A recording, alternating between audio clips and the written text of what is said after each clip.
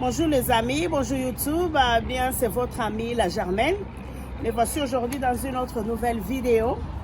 Alors na vidéo na biso alelo toza na lingi juste na la kisabino bilanga nanga biloko nanga na lonaki na ebisaki bino na kendeki Congo na memaki quelques bagraines boyebi na linga kapé bilanga mingi pe na lonaka mingi mais cette fois-ci toza ba mboule belé donc c'est un peu perturbé mais quand même na lingi na la kisabino évolution neti ya biloko na memaki bozo mona matembele oyo eza matembele ya Congo nde bozo mona oyo yango ebandi en tout cas ezalaki na mwa souffrance parce que heure eyaki malili ezalaki nanu na lonaki yango nanu na po après na ye ko balolango awa donc il faut na fixer na longola ba matiti ndambu oyo ezali awa comme ça matembele na ngai etambola malamu et puis ndenge bozo mona awa nazali pe na bitekute kuna nani mudibudibu nanga yango yo ezo évoluer pe vraiment kitoko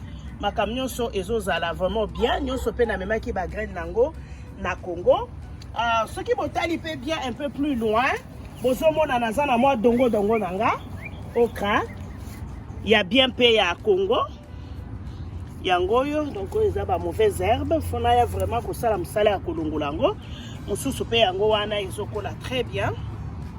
En plus, ezali dongo esala 45 jours après bandi ko pesa ba fruit nango. Ndenge bozomona awa eza biloko nanga na lona il y a peut-être 4 ans passé mais bimaka kaka donc ata soki ekufi ebimi eza mint. Na melaka nango ti ezali oregano na tiaka yango pe na biloko ya kolia na melaka yango pe lokola ti pe kaka même dongo okra les bozomona ezokola très bien. Un peu plus loin ce qui te poussani awa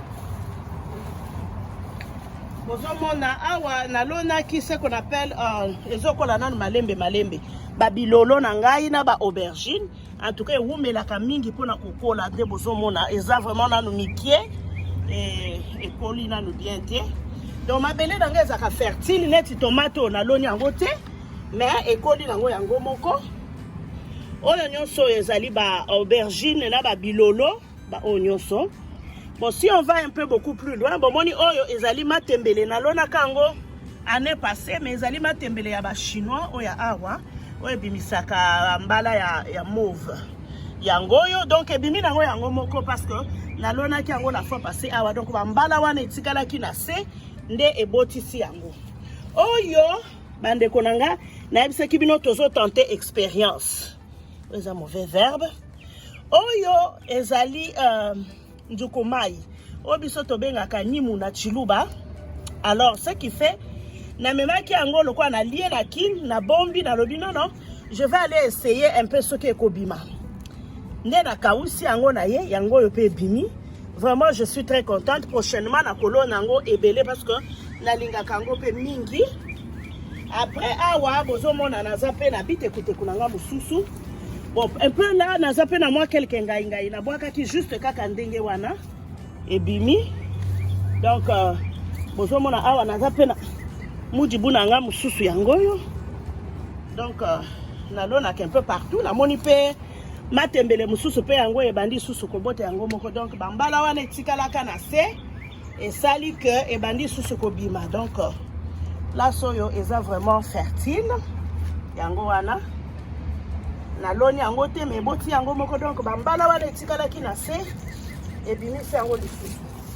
Alors un peu plus loin tokei voilà oyo nde bitekuteku nde video nanga na sala botala ndenge ekoli kitoko yango na ye mpona kobuka mokolo ya lelo nazobuka bitekuteku nanga ekomi penda milai makasi yango yo nazolongola boye parce que misusu eza na se boye bitekuteku ekolaka vraiment esika moko nazaki vraiment tenté ya kobanda kolongola ndambu côté transplanté vraiment j'étais trop busy mais quand même ozomona yango yo o penda ezabite kuteku ya Congo penda.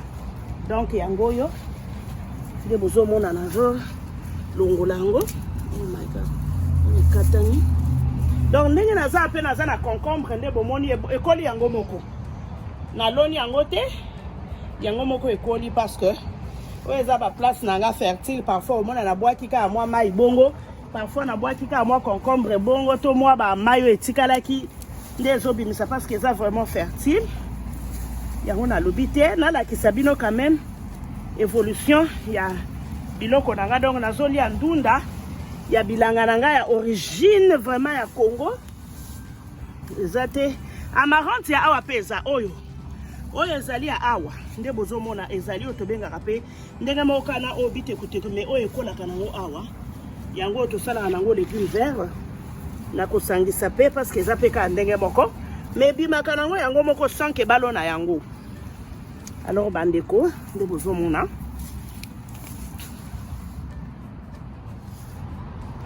voilà omoni oyo ezabite kuteku ya bilanga nanga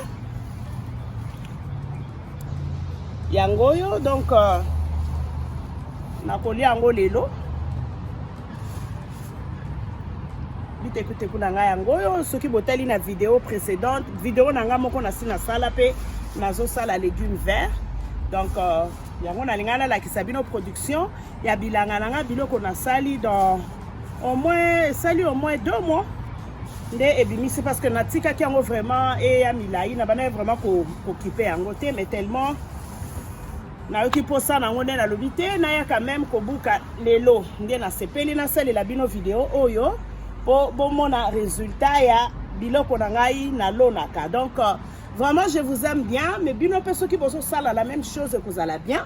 Ceux qui bozo na moi mabele moko na bilanga na bino bolobi kebo bolo na biloko. En tout cas n'hésitez pas même dans les pots de fleurs nde boko mona awa oyo ezali solo eza solo nde bozo mona na tiango na pot de fleurs po ata soki malili eye nazongisi yango na kati ya ndako oyo boye eza bilolo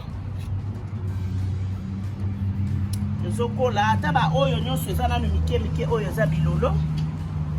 Oyo eza pilipili bomoni déjà esetie ba fleur koto pe soko otali un peu plus proche awa bozomona ke bandi déjà kobimisa mwa pilipili wana. Donc c'est ça. Oyo ezali basilic nanga na melana nango petit et na oyo nguba na biso. Donc c'est ça. Donc nga naza mutu vraiment na lingaka mingi kolona lona ba biloko. Vraiment je vous aime beaucoup. Eza wa bino la Germaine. Vraiment, bon, cliquez. Oh, il y en a s'abonner, n'hésitez pas. Vous n'allez pas le regretter. Donc, vraiment, je vous aime bien. Grand bisous. C'est la Germaine. Ciao.